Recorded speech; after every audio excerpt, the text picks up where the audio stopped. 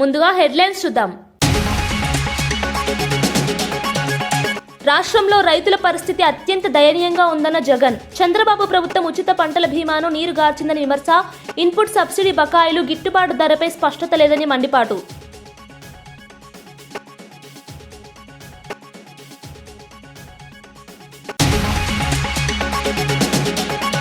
చిత్తూరు జిల్లాలో పవన్ కళ్యాణ్ పర్యటన. కూటమి నేతలు కార్యకర్తలతో సమావేశం. తన పేషీలోని అధికారులు కూడా సేవా దృక్పథం ఉన్నవారేనన్న పవన్. మినీ కలెక్టరేట్లు, ప్రమోషన్లు వంటి మంచి ఆలోచనలు చేస్తున్నారని వెల్లడి.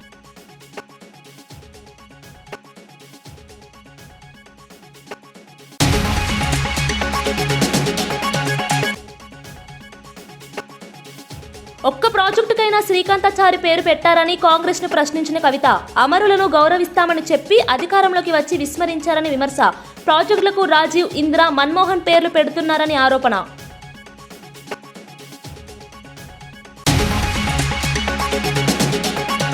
కాంగ్రెస్ పాలనపై మహాధర్నాకు రండి అని రామచందర్ పిలుపు. 2 ఏళ్ల పాలన ప్రజలను విసిగించిందని బీజేపీ ఘాటు ఆరోపణ. రైతులు, యువత, మహిళల సమస్యలు పెరిగాయి, పోరాటానికి సిద్ధం కావాలని వెల్లడి.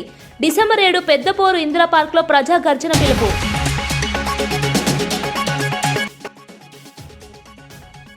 సొసైటీ కూల్చివేత వెనుక రాజకీయ ఖాతాలు ఉన్నాయన్న మహేష్. విజయవాడ కూల్చివేతలో అదృశ్య నేతల పాత్రపై మహేష్ ప్రశ్న. బలసోరు పేరు మళ్లీ వినిపిస్తోందని మహేష్ ఆగ్రహం. చట్టం పక్కన పెట్టి కూల్చివేత ఎందుకని మహేష్ సీరియస్ ప్రశ్నలు. డిప్యూటీ సీఎం పవన్ కళ్యాణ్ పంచాయతీరాజ్ గ్రామీణ అభివృద్ధి సంస్కరణలో భాగంగా రాష్ట్ర వ్యాప్తంగా 77 నూతన డీడీఓ కార్యాలయాలను ప్రారంభించిన సందర్భంగా మాట్లాడుతూ ఈ కేంద్రాలు గ్రామ స్థాయిలో ప్రజలకు మరింత వేగవంతమైన, సమర్థవంతమైన సేవలను అందించేందుకు ఉపయోగపడతాయని తెలిపారు. గ్రామీణ ప్రజలకు అవసరమైన పరిపాలనా సేవలు ఒకే చోట లభించేలా ఈ కార్యాలయాలు కీలక పాత్ర పోషిస్తాయని అన్నారు. ప్రభుత్వ సంక్షేమ పథకాలు ప్రజలకు ఆలస్యం లేకుండా చేరుకునే విధంగా ఈ కార్యాలయాలు బ్రిడ్జిలా పనిచేస్తాయని పవన్ పేర్కొన్నారు. సమస్యలను క్షేత్రస్థాయిలోనే గుర్తించి వెంటనే పరిష్కరించే అవకాశం పెరుగుతుందని ఆయన అభిప్రాయపడ్డారు. గ్రామ పంచాయతీల పరిపాలనను మరింత పారదర్శకంగా మార్చేందుకు ఈ కేంద్రాలు దోహదం చేస్తాయన్నారు. రాష్ట్ర అభివృద్ధి గ్రామీణ అభివృద్ధితోనే సాధ్యమని భావిస్తున్నామని వెల్లడించారు. రాష్ట్రంలో 77 డివిజనల్ డెవలప్మెంట్ కార్యాలయాలను ప్రారంభిస్తున్నారు. దానికి విచ్చేసిన గౌరవ శాసనసభ్యులు చిత్తూరు ప్రభుత్వ శ్రీ ఆరో శ్రీధర్ గారికి, పూతలపట్టు శాసనసభ్యులు కలికిరి మురళీమోహన్ గారికి, తిరుపతి శాసనసభ్యులు ఆరణ్య శ్రీనివాసులు గారికి, గౌరవ మేయర్ శ్రీమతి సాముద గారికి, ఆంధ్రప్రదేశ్ హస్తకళల అభివృద్ధి corporation chairman doctor Pasupuleti Hariprasad గారికి, చిత్తూరు నగర అభివృద్ధి సంస్థ చూడా చైర్పర్సన్ శ్రీమతి కటారి హేమలత గారికి, కలెక్టర్ మరియు జిల్లా మెజిస్ట్రేట్ చిత్తూరు శ్రీ సుమిత్ కుమార్ గారికి, పంచాయతీరాజ్ మరియు గ్రామీణ అభివృద్ధి కమిషనర్ శ్రీ కృష్ణతేజ గారికి, అలాగే ఈ కార్యక్రమానికి వీడియో కాన్ఫరెన్స్ ద్వారా పాల్గొంటున్న గౌరవ సహచర మంత్రులకు, గౌరవ శాసన మండలి శాసనసభ సభ్యులకు, జిల్లా కలెక్టర్స్కు, సిఇఓలకు, డిపిఓలకు, ఏపీడీ డ్వామాలకు, డీడీఓలకు, ఇతర అధికారులందరికీ, పంచాయతీరాజ్ మరియు గ్రామీణాభివృద్ధి శాఖ సిబ్బందికి, అలాగే టీవీ మాధ్యమంలో వీక్షిస్తున్న ప్రతి ఒక్కరికి ప్రభుత్వం తరఫున, గౌరవ ముఖ్యమంత్రి గారి తరఫున, నరేంద్ర మోదీ గారి తరఫున మీ అందరికీ నా హృదయపూర్వక శుభాకాంక్షలు. నేను ఈ పంచాయతీరాజ్ శాఖ చేపట్టిన తర్వాత it's instrumental back bone of the entire state administration. 70% మనది గ్రామాలతో ఉన్న రాష్ట్రం మనది. అందుకే దీనికి మేము ఎంత బెస్ట్ చేయగలం, ఎంత బాగా చేయగలం దాని మీదే మనసు ఉండింది. సో దాంట్లో భాగంగా చాలా సంస్కరణలు కానీ, గతంలో ఏం జరిగినాయి, గత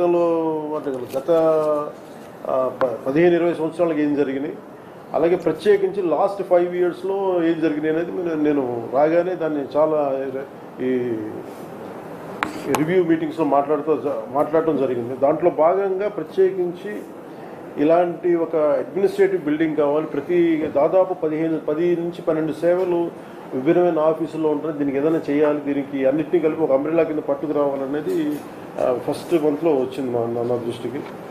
ఆ రోజు నుంచి పేషీ అధికారులందరితో కూర్చొని మాట్లాడి, ప్రిన్సిపల్ సెక్రటరీ గారితో మాట్లాడి, కమిషనర్ గారితో మాట్లాడి ప్రతిసారి దాన్ని చాలాసార్లు రివ్యూ చేస్తూ ఇక్కడ దాకా పట్టుకొచ్చాం. సో దీంట్లో భాగంగా ఈ 77 ఈ ఆఫీసెస్ ప్రారంభించడం నిజంగా చాలా ఆనందంగా అనిపించింది. ఈ ప్రతి పంచాయతీ ఈ కార్యాలయాల నుంచి చాలా సేవలు అందిస్తారు. ప్రతి సేవ మన పౌర సేవలు విస్తృతంగా ప్రజలకు చేరువేందుకు ఈ మార్పు దోహదపడుతుంది. ప్రతి పంచాయతీ స్వతంత్రంగా వ్యవహరిస్తూ ప్రజల అవసరాలను తీరుస్తూ స్థానిక సంస్థల దగ్గర సాధ్యం కాని పనులకు మాత్రమే ప్రభుత్వాలపై ఆధారపడేలా బలోపేతం చేయాలనే ఈ సంస్కరణలు తీసుకురావడం జరిగింది. ఈరోజు మనం ప్రారంభించిన డివిజనల్ డెవలప్మెంట్ ఆఫీసుల ద్వారా క్షేత్రస్థాయిలో ప్రభుత్వ అభివృద్ధి సంక్షేమ కార్యక్రమాలను సమీకృతం చేస్తూ నిరంతరంగా రెగ్యులర్ పర్యవేక్షించడం కూడా చాలా తేలిక, చాలా సులభం అవుతుంది. కింద స్థాయిలో జరిగే అభివృద్ధిని ఎప్పటికప్పుడు తెలుసుకునే వీలుంటుంది. అలాగే ప్రభుత్వం హైదరాబాద్ ఇండస్ట్రియల్ ల్యాండ్ ట్రాన్స్ఫర్మేషన్ పాలసీపై బీఆర్ఎస్ పోరుబాట ప్రారంభం నేపథ్యంలో జీడిమెట్ల పారిశ్రామిక వాడలో కేటీఆర్ కార్మికులతో కలిసి పరిస్థితులను ప్రత్యక్షంగా పరిశీలించారు. హిల్ట్ పాలసీ వాస్తవానికి పరిశ్రమలకు, కార్మికులకు ఎలా నష్టం చేస్తుందో వివరించుతూ కాంగ్రెస్ ప్రభుత్వం తీసుకొచ్చిన ఈ విధానం భూములను వాణిజ్య ప్రయోజనాలకు మార్చేందుకు మాత్రమే ఉపయోగపడుతుందని ఆరోపించారు. దీంతో కార్మికులు ఉద్యోగ భద్రత కోల్పోయే ప్రమాదం ఉందని, పారిశ్రామిక వాడల అసలు ఉద్దేశం దెబ్బతింటుందని తెలిపారు. పరిశ్రమలను స్థిరంగా కొనసాగించేందుకు భూరక్షణ అత్యవసరమని, హిల్ట్ పాలసీ ఆ దిశగా విరుద్ధంగా ఉందని అన్నారు.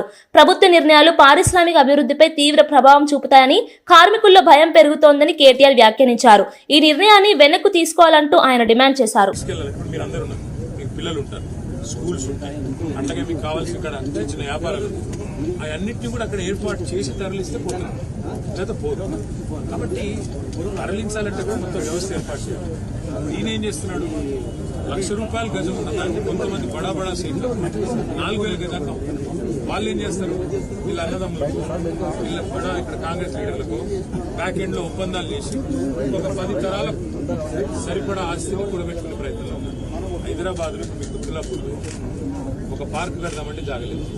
అన్న చెప్తున్నాడు ఇందిరమ్మ ఇండ్లు ఇవ్వచ్చు కదా, మరి మీకు ఇందిరమ్మ ఇండ్లు కడతా అన్నాడు. మరి ఇందిరమ్మ ఇండ్లు ఇందులో సగం తీసుకొని కట్టు ఎవడొద్దనండి. ఇందిరమ్మ ఇండ్లకు జాగలేదు, రోడ్డు వైడనింగ్ చేద్దామంటే జాగలేదు, పార్కింగ్ కి జాగలేదు, ఆఖరికి చచ్చిపోతే బొందలగడ్డకు జాగలేదు. ఇవన్నీ ఇట్లా పెట్టుకొని అపార్ట్మెంట్లు, మాల్స్ మాజీ సీఎం వైఎస్ జగన్ వ్యవసాయ రంగంపై కేంద్ర, రాష్ట్ర ప్రభుత్వం తీసుకుంటున్న నిర్ణయాలను తీవ్రంగా విమర్శించారు. తమ ప్రభుత్వం ఉన్నప్పుడు రైతుల జీవనం పండుగలా ఉండేదని, కానీ ఇప్పుడు వ్యవసాయం దండగా మారిందని అన్నారు. మొంతా తుఫాన్ కారణంగా జరిగిన నష్ట సమయంలో కూటమి ప్రభుత్వం చూపిన బిల్డప్ మాత్రం ఎక్కువ, సహాయం మాత్రం తక్కువ అని విమర్శించారు. చంద్రబాబు, ఆయన కుమారుడు, ఇతర నాయకులు పర్యటనలు చేపట్టి ప్రచారమే ఎక్కువ చేశారని, కానీ రైతులకు సరైన ఉపశమనం అందించలేకపోయారని పేర్కొన్నారు. ప్రకృతి విపత్తుల్లో రైతులకు నిజమైన సహాయం అందించాలంటే నిధులు ముందుగానే సిద్ధంగా ఉండాలని, ప్రస్తుత ప్రభుత్వం అలా చేయడంలో పూర్తిగా విఫలమైందని అన్నారు. రైతుల పట్ల ప్రభుత్వ నిర్లక్ష్యం వ్యవసాయాన్ని ప్రమాదంలోకి నెట్టిందని జగన్ అన్నారు.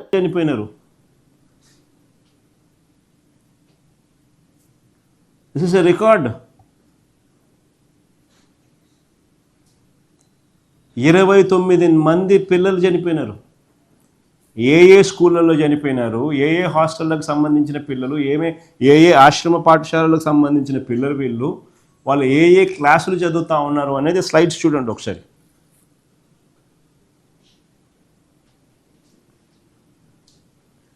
అనారోగ్యంతో మృతి చెందిన పిల్లలు పార్వతీపురం జిల్లా పువ్వల అంజలి 12 సంవత్సరాలు, కురుపాం గిరిజన ఆశ్రమ పాఠశాలలో జాండీస్తో మృతి. కల్పన కురుపాం గిరిజన ఆశ్రమ పాఠశాలలో జాండీస్తో మృతి, పార్వతీపురం అన్యం జిల్లా. ముందువా. తాడంకి చిన్నారి 11 సంవత్సరాలు, మక్కువ మండలం ఎర్ర సామంత వలసలో జాండీస్తో మృతి, పార్వతీపురం అన్యం జిల్లా. రష్మిక 8 సంవత్సరాలు, వెన్నెల వలస గిరిజన బాలికల ఆశ్రమోన్నత పాఠశాలలో మలేరియాతో మృతి. దాని ముందు మనం హడ్డుబంగి గిరిజన సంక్షేమ ఆశ్రమ బాలికల పాఠశాల అనారోగ్యంతో మృతి. పల్లవి 12 సంవత్సరాలు, అనారోగ్యంతో మృతి. మామిడిపల్లి గిరిజన సంక్షేమ ఆశ్రమ పాఠశాల అనారోగ్యంతో మృతి. మోహన్ దాస్ 15 సంవత్సరాలు, పాఠశాల జ్వరంతో మృతి. గిరిజన బాలికల ఆశ్రమ పాఠశాలలో జ్వరంతో మృతి అవంతిక.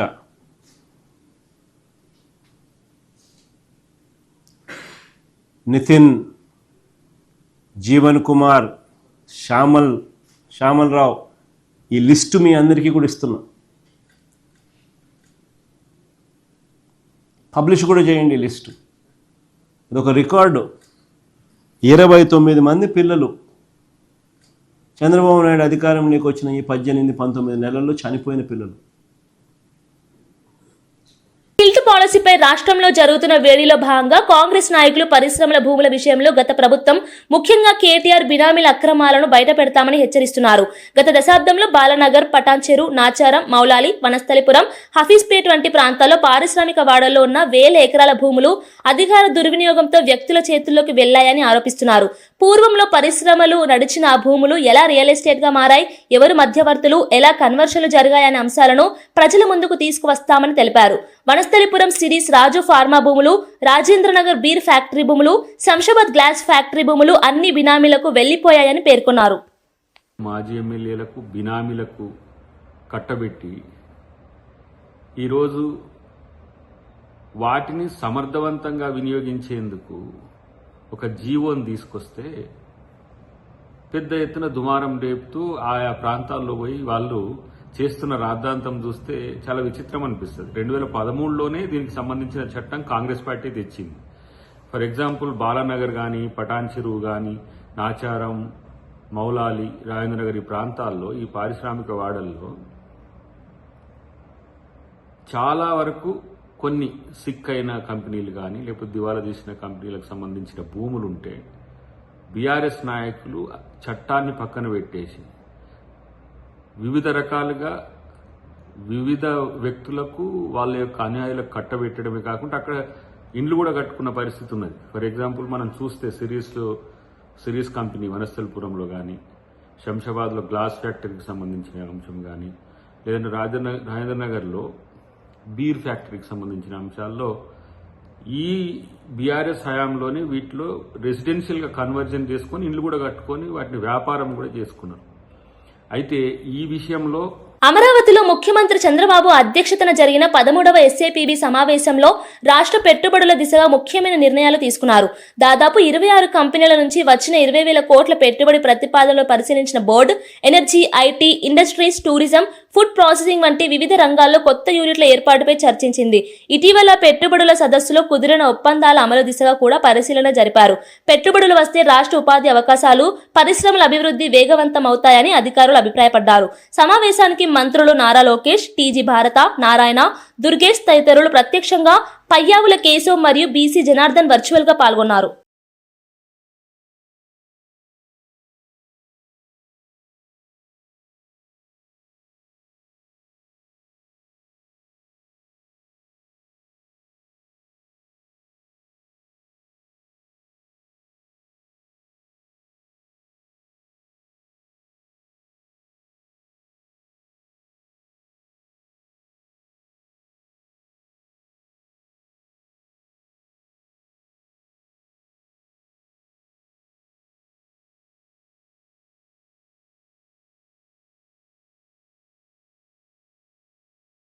పల్నాడు జిల్లాలో 100 రోజుల 100 గ్రామాల పర్యటనలో భాగంగా ఎమ్మెల్యే భాష్యం ప్రవీణ్ అమరావతి మండలం యండ్రాయిలో ప్రజల సమస్యలను స్వయంగా విన్నారు.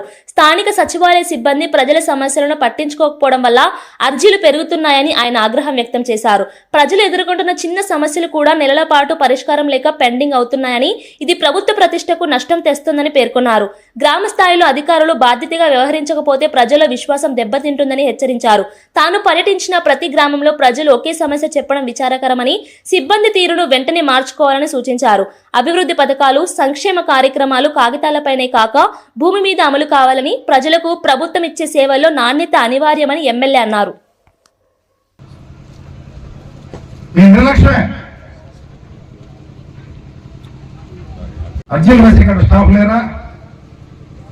ఇది అనుబంధ స్కీమ్ పడలేదంటమ్మా, ఒకసారి పడిందంట, రెండోసారి పడలేదంట. ఎందుకు?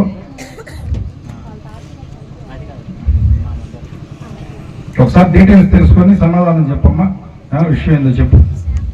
Deputy deputy CM Bhatti Vikramarka Hyderabad లో నిర్వహించిన సమీక్షలో మాట్లాడుతూ రాబోయే దశాబ్దాల్లో క్వాంటం టెక్నాలజీ ప్రపంచ ఆర్థిక వ్యవస్థను పునర్నిర్మించబోతోందని పేర్కొన్నారు. ఆ మార్పులో తెలంగాణ ముందుంజ వేయే సామర్థ్యం, వనరులు, మౌలిక సదుపాయాలు ఉన్నాయన్నారు. Hyderabad IT, pharma, startup hub గా ఇప్పటికే దేశానికి ఆదర్శమని, ఇప్పుడు క్వాంటం కంప్యూటింగ్, క్వాంటం సెక్యూరిటీ రంగాల్లో కొత్త అవకాశాలు తెరుచుకున్నాయని వివరించారు. కోర్ రీసెర్చ్ నుండి ఇండస్ట్రియల్ అప్లికేషన్స్ వరకు ప్రత్యేక పాలసీ రాబోతోందని చెప్పారు. Their national security, their economic size and growth. While,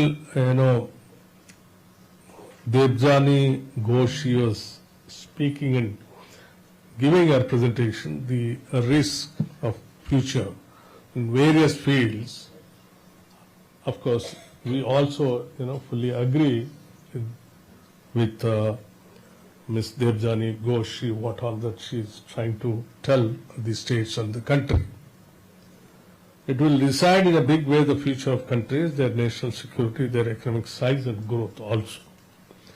Telangana quantum strategy aligned with national mission aims for a unified and future-ready roadmap for research, skills development, education, infrastructure and cyber security.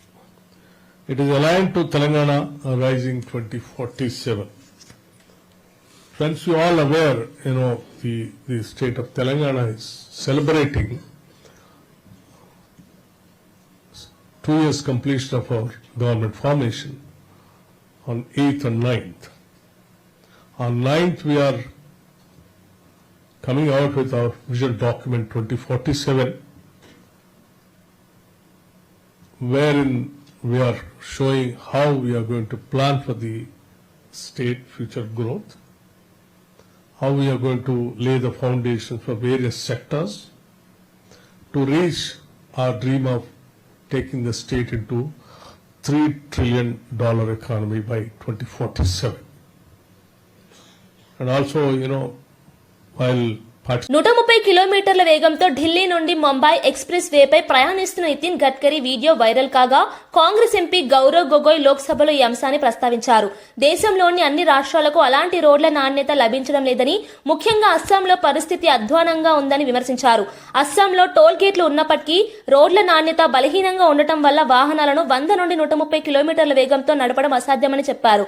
కేంద్ర ప్రభుత్వం చెల్లించే నిధులు, ప్రాజెక్టులు ప్రజలకు నాణ్యమైన మౌలిక సదుపాయాలను అందించాలన్న ఉద్దేశంతో ఉండాలని, కానీ అస్సాంలో పరిస్థితి పూర్తిగా విరుద్ధంగా ఉందని ఆగ్రహం వ్యక్తం చేశారు. क्वालिटी इतना खराब है, स्पीड ब्रेकर्स डैमेज, तो असम के लोग टोल दे रहे हैं पर उस क्वालिटी का जो हाईवे जो आपके वीडियोस में देखते हैं हमको नहीं मिल रहा. विशेष रूप से जोरहाट से डिब्रूगढ़, मैं आपको बार बार ये कहता हूँ, जोरहाट से डिब्रूगढ़ NH37 का बहुत खराब स्थिति है. आपने पिछले सत्र में जांजी का उल्लेख किया. जाजी का पार्ट ठीक है, लेकिन जाजी वाला पार्ट आपके कहने के बाद वहाँ पे काम सुधार हुआ है, लेकिन जोरहाट से डिब्रूगढ़ बहुत लंबा डिस्टेंस है, जिसमें जाजी के बाद जो जगह आती है डीमो, मोरान, बहुत खराब है.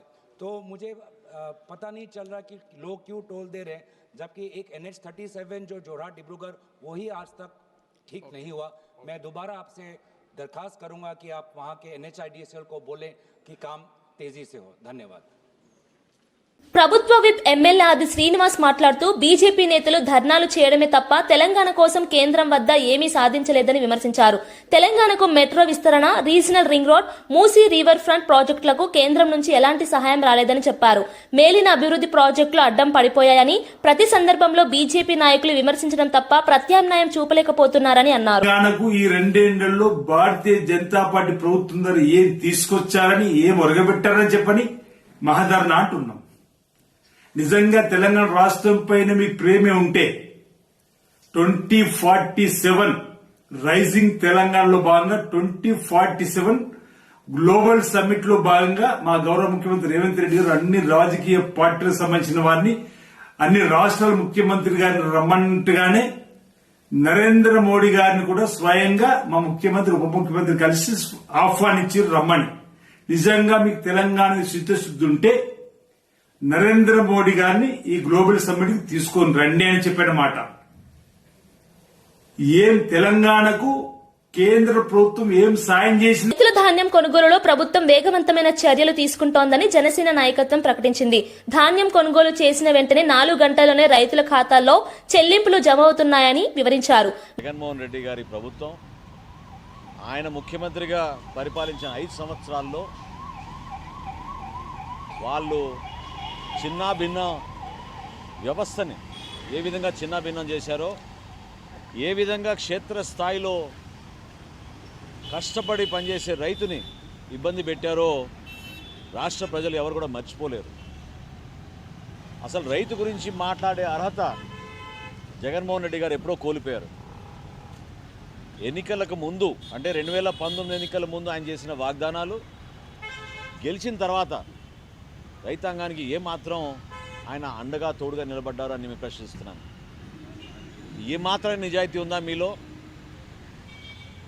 ఈరోజు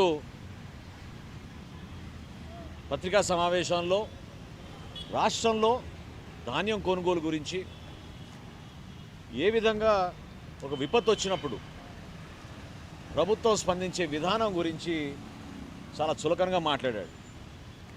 నేను ఛాలెంజ్ చేస్తున్నాను జగన్మోహన్ రెడ్డి గారికి. ఇదే రోజు 2023లో ఎన్నికల సమయంలో సిద్ధమవుతున్నప్పుడు ధాన్యం కొనుగోలు మీరు చేసింది 5,22,000 మెట్రిక్ టన్నులు. ఇదే రోజు డిసెంబర్ 4వ తారీఖు మా కూటమి ప్రభుత్వం గర్వంగా 2,40,000 మంది రైతుల దగ్గర నుంచి ఈ రోజుకి 14 లక్షల మెట్రిక్ టన్నుల ధాన్యం కొనుగోలు చేశాం. మీరు చెప్పే లెక్కేంటి, మా లెక్కేంటి? ఎక్కడున్నారు అసలు మీరు?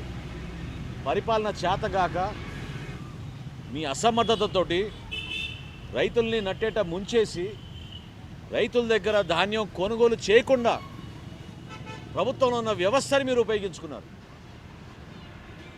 మీరు అనుకున్న రైస్ మిల్లర్లకు పంపించారు ధాన్యం. ర్యాండమైజేషన్ అనే పద్ధతి తీసుకొచ్చిందే మీరు. 60 కిలోమీటర్లు 70 కిలోమీటర్లు రైతులు కష్టపడి జాగృతి జనంబాట కార్యక్రమంలో భాగంగా జాగృతి అధ్యక్షురాలు కవిత రామంతపూర్ ఇందిరానగర్ లో వీరనారి చాకెలి ఐలమ్మ విగ్రహానికి పూలమాల అర్పించారు. తెలంగాణ ఉద్యమ చరిత్రలో ఐలమ్మ పోరాటం కీలకమైందని, ఆమె ధైర్య సాహసాలు నేటి తరానికి ప్రేరణ స్రోతస్విగా నిలుస్తాయని కవిత గుర్తు చేశారు.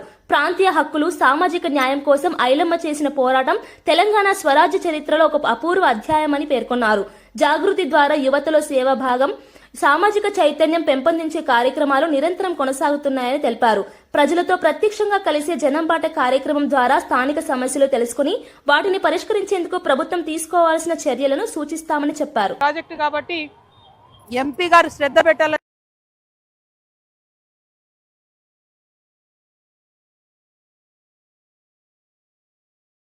చెప్పి నేను డిమాండ్ చేస్తా ఉన్నాను.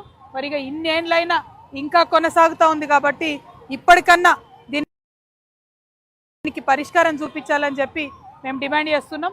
ఇక్కడ బీజేపీ ఎంపీ గారు శ్రద్ధ పెట్టాలి. స్థానికంగా ఉన్న ఎమ్మెల్యే గారు అవసరమైతే ఇక్కడ కూర్చొని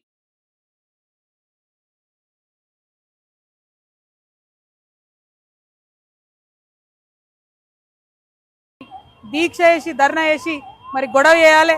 దీన్ని త్వరితగతిన పూర్తి చేసుకోవాలి. మీరు చేయకపోతే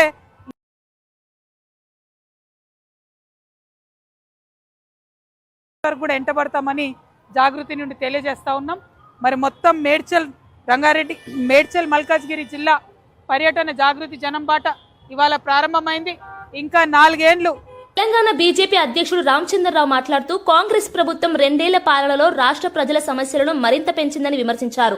రైతులు కన్నీరు మున్నీరయ్యారని, యువతలో నిరాశ నెలకొన్నదని, పెద్దవారిలో ఆవేదన పెరిగిందని అన్నారు. మాటల గారడి తప్ప సీఎం రేవంత్ రెడ్డి ప్రభుత్వానికి చేసే పనితనం లేదని ధ్వజమెత్తారు. రాష్ట్ర ప్రజల హక్కుల కోసం పోరాడే సమయం ఇదేనని, డిసెంబర్ 7న ఇందిరా పార్క్ లో జరిగే మహాధర్నాలో అందరూ పాల్గొనాలని పిలుపునిచ్చారు. కాంగ్రెస్ ప్రభుత్వం తీసుకున్న నిర్ణయాలు ప్రజల జీవితాలను దెబ్బతీశాయని, అభివృద్ధి కార్యకలాపాలు పూర్తిగా నిలిచిపోయాయని ఆయన అన్నారు. కాంగ్రెస్ పాలనలో అవినీతి అక్రమాలు పెరిగిపోవడం, వాగ్దానాలు అమలు కాకపోవడం వల్ల ప్రజలు నిరాశ చెందారని పేర్కొన్నారు. విజయవాడలో లక్ష్మీ రామ కోఆపరేటివ్ సొసైటీ కూల్చివేతపై తీవ్ర అభ్యంతరం వ్యక్తం చేసిన పోతిన మహేష్ పోలీసులు చూపిన తొందరపాటు చర్యలపై ప్రశ్నలు వేశారు. సుప్రీంకోర్టులో ఆ రోజు కీలక వాదనలు ఉన్నప్పటికీ కొద్దిసేపు వేచి ఉండకపోవడం అనుమానాస్పదమని అన్నారు.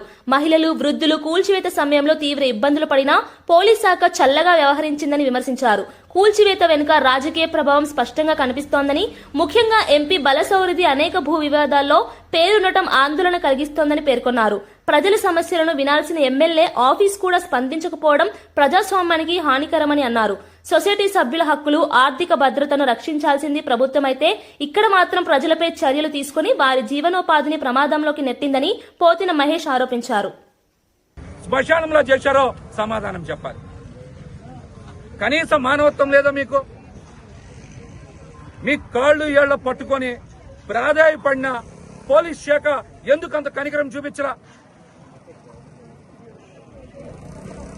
సుప్రీంకోర్టులో నిన్న ఆర్గ్యుమెంట్స్ ఉన్నాయి.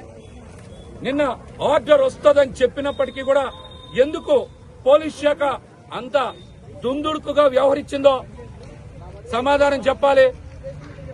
అంటే మీకు రాష్ట్రంలో కోర్టులంటే కూడా లెక్కలేదా? అంటే మీరు పెట్టుబడిదారులకి, పెత్తందారులకి ఒత్తాసు పలుకుతారా? సుప్రీంకోర్టు ఆర్డర్ నిన్న వస్తుందని మహిళలు, వృద్ధులు, చర్చి వాళ్ళు కూడా మీ కాళ్ల వేళ్ళబట్టుకుంటే ఎందుకు మీరు కనికరించరా? 31 డిసెంబర్ వరకు కూడా ఎటువంటి చర్యలు మీరు తీసుకోవద్దని ఆర్డర్ ఇచ్చారు కదా సుప్రీంకోర్టులో. ఎందుకు మీరు తొందరపాటు చర్యలు పాల్పడ్డారో పోలీస్ శాఖ వారు చెప్పాలి. ఈ స్థలంలో రామా కోఆపరేటివ్ సొసైటీ తరపున ఆ సభ్యులు మాత్రం లేరు. దీని వెనకాతల అధికారంలో ఉండేటువంటి వాళ్ళు, కూటమి ప్రభుత్వంలో బలంగా ఉండే నాయకులకి వాటాలు ఉండబట్టే విధంగా జరుగుతుంది ఇది. దీని వెనకాల ఏ ఎంపీ ఉన్నారు, ఏ ఎమ్మెల్యే ఉన్నారో, ఎవరి ఆదేశాల మేరకు పోలీసు వారు ఇంత దుందుడుగా వ్యవహరిస్తున్నారో మీరు కూడా సమాధానం చెప్పాలి. ఇవి బులెటిన్ విశేషాలు. మరో బులెటిన్ లో మళ్ళీ కలుద్దాం. చూస్తూనండి టీజీ5 న్యూస్.